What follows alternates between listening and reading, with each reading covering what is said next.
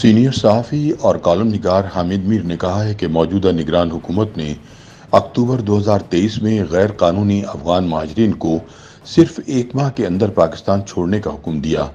اس حکم نے پاکستان اور افغانستان میں بہت سی غلط فہمیاں پیدا کی۔ پاکستان میں قانون نافذ کرنے والے اداروں نے ان افغانوں کو بھی خوب تنگ کیا جن کے پاس تمام دستاویزات موجود تھیں۔ ایک دفعہ پھر پاکستان اور افغانستان کے تعلقات میں تلخی پیدا ہو چکی ہے۔ یہ کوئی نئی بات نہیں۔ 30 ستمبر 1947 کو افغانستان دنیا کا واحد ملک تھا جس نے اقوام متحدہ میں پاکستان کی رکنیت کی مخالفت کی، لیکن کچھ دنوں کے بعد اس مخالفت سے دستبردار ہو گیا۔ جب بھی ان دونوں ہمسایہ ممالک کے تعلقات خراب ہوتے ہیں تو کچھ لوگ پوری کوشش کرتے ہیں کہ دونوں کو ایک دوسرے سے لڑا دیا جائے، لیکن تمام تر سازشوں کے باوجود انہیں ایک دوسرے کے مد مقابل نہیں لایا جا سکا۔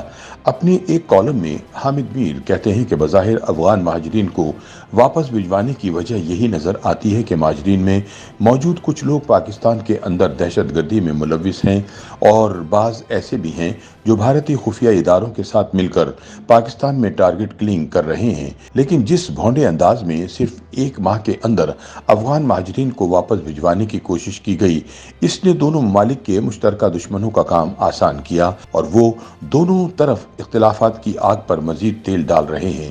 شاعر مشرق علامہ اقبال نے افغانستان کو ایشیا کا دل قرار دیا تھا۔ اقبال سے محبت کرنے والا کوئی پاکستانی اپنے افغان بھائیوں سے نفرت نہیں کر سکتا۔ علامہ اقبال کے کلام میں جگہ جگہ افغانوں اور جدید افغانستان کے بانی احمد شاہ ابدالی سے محبت کا اظہار ملتا ہے۔ 1933 میں علامہ اقبال افغانستان کے دورے پر گئے تو سب سے پہلے انہوں نے غزنی میں حکیم سنائی اور حضرت داتا گنج بخش علی حجویری کے والد حضرت عثمان حجویری کے مزار پر حاضری دی۔ بعد میں محمود غزنوی کے مزار پر گئے۔ قندھار پہنچے تو احمد شاہ ابدالی کے مزار پر بھی حاضری دی۔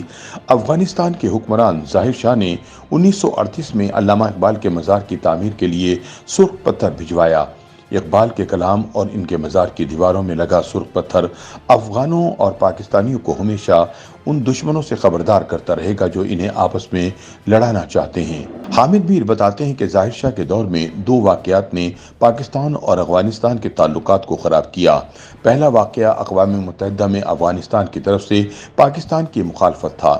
دوسرا واقعہ شمالی وزیرستان میں برطانوی حکومت کے خلاف مزاحمت کرنے والے قبائلی رہنما فقیر ای پی کو پاکستان کے خلاف استعمال کرنے کی کوشش تھی۔ فقیر ای پی برطانیہ کو اپنا دشمن سمجھتے تھے۔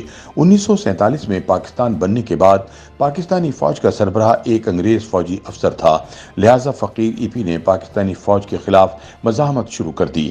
انہیں پاکستانی فوج کے خلاف لڑنے کے لیے فنڈز اور اسلحہ کابل میں بھارتی سفارت خانہ دیتا تھا۔ بھارتی حکومت کو یہ شکایت تھی کہ ایک افغان عالم دین ملا شور بازار کے حکم پر افغانستان اور پاکستان کے قبائلیوں نے ریاست جموں و کشمیر میں بھارتی فوج کے خلاف لڑائی کے لیے لشکر کشی کی۔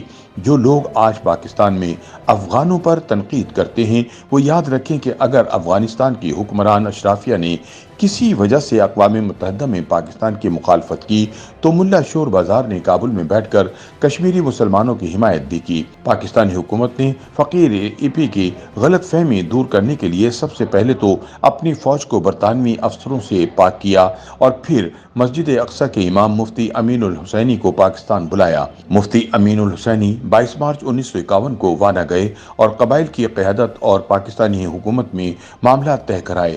پھر وہ کابل بھی گئے اور ظاہر شاہ کو سمجھایا کہ پاکستان سے مت لڑو۔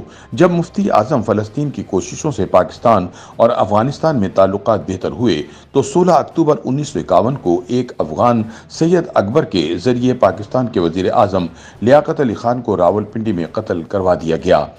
حامد میر کہتے ہیں کہ سید اکبر کا تعلق برطانوی انٹیلیجنس سے تھا اور شاید اسی لیے اسے موقع واردات پر گرفتار کرنے کی بجائے ایک پولیس افسر قربان علی خان نے گولی مار دی۔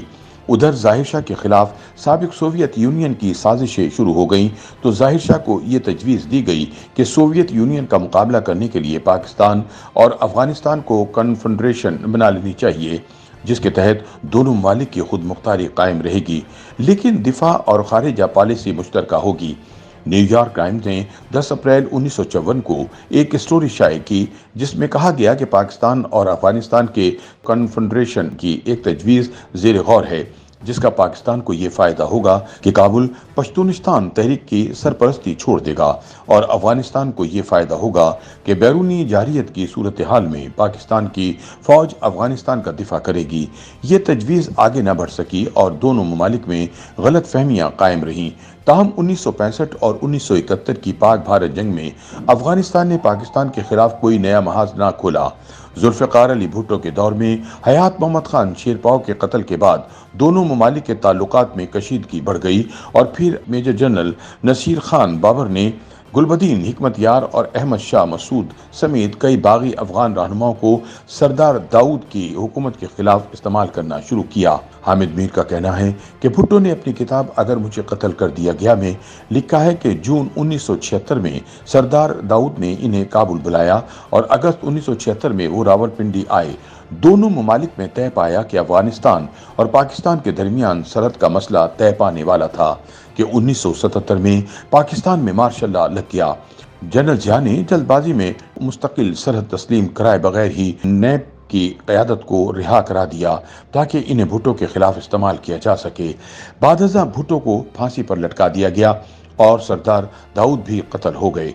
अफगानिस्तान में रूसी फौज दाखिल हो गई तो जनरल जिया ने पाकिस्तान में पहले से मौजूद गुलबदीन हिकमत यार और अहमद शाह मसूद को रूसी फौज के खिलाफ इस्तेमाल करना शुरू कर दिया। तारीख ये बताती है कि पाकिस्तान में सियासी हुकूमतों के दौर में अफगानिस्तान के साथ ताल्लुकात को बेहतर बनाने की कोशिश की गई, लेकिन फौजी डिक्टेटरों ने हमेशा अफगानों को आलमी ताकतों के लिए ईंधन बनाने की कोशिश की। मुशर्रफ का दौर पाक अफगान ताल्लुकात के हवाले से बदतरीन दौर था। मुशर्रफ की पॉलिसियों ने तहरीक तालिबान पाकिस्तान को जन्म दिया और पाकिस्तान में खुदकुश हमले शुरू हुए। अब भी जिस भौंडे अंदाज में सिर्फ एक माह के अंदर अफगान महाजरीन को वापस भिजवाने की कोशिश की गई, इसने दोनों ममालिक के मुश्तरका दुश्मनों का काम आसान किया और वो दोनों तरफ इख्तिलाफात की आग पर मजीद तेल डाल रहे हैं। पाकिस्तान और अफगानिस्तान को एक दूसरे की खुद मुख्तारी और आज़ादी का तहफ़्फ़ुज़ करना चाहिए, क्योंकि दोनों की सलामती एक दूसरे की सलामती से मशरूत है। YouTube पर गूगली न्यूज देखने के लिए youtube.com की सर्च बार में गूगली न्यूज टीवी टाइप करें। गूगली न्यूज के पेज पर सुर्ख रंग के सब्सक्रिप्शन वाले बटन पर क्लिक करना ना भूलिए। YouTube पेज पर अपलोड होने वाली वीडियो से बाखबर रहने के लिए बेल आइकन पर क्लिक कीजिए। आपको हर नई वीडियो के बारे में नोटिफिकेशन मौसूल हो जाएगा।